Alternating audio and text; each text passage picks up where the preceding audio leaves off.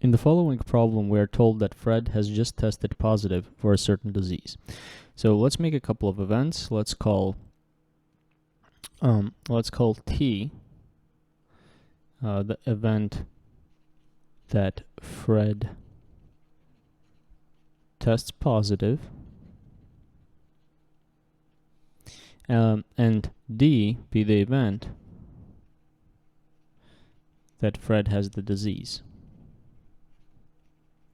Fred has the disease. So we know that Fred has just tested positive, and we'd like to find the posterior odds that he has the disease in terms of the prior odds, sensitivity, and the specificity of the test. So the posterior odds of Fred having the disease, given that Fred has tested positive, are given by the prior odds of Fred having the disease multiplied by the likelihood ratio of the test of Fred testing positive. So that's times probability of T given the disease over probability of T complement given D complement. So here we have our prior odds of Fred having the disease. Here we have our sensitivity. And here in the denominator we have our specificity.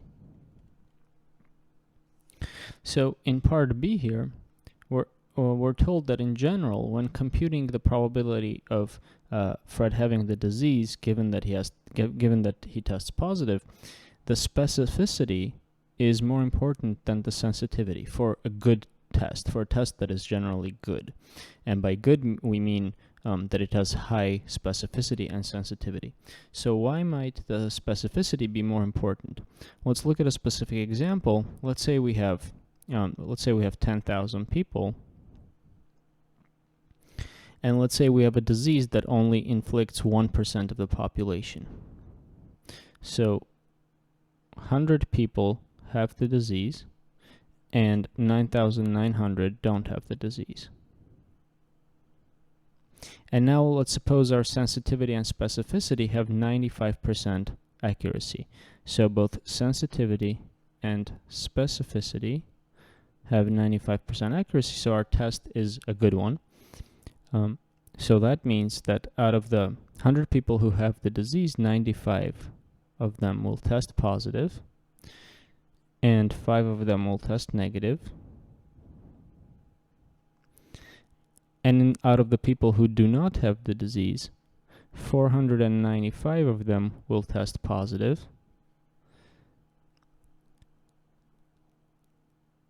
and 9,405 will test negative.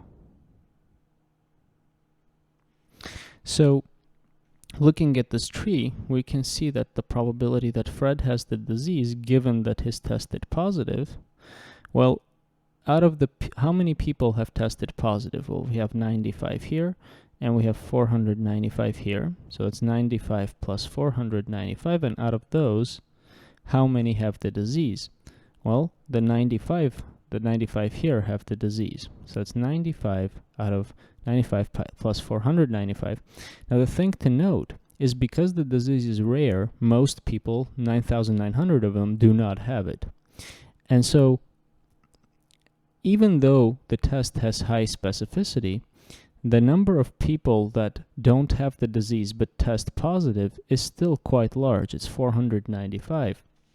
And because this number is determined, because specificity is measured as a percentage of the number of people who do not have the disease, and this number is generally large, small changes in specificity will make large changes in this number here.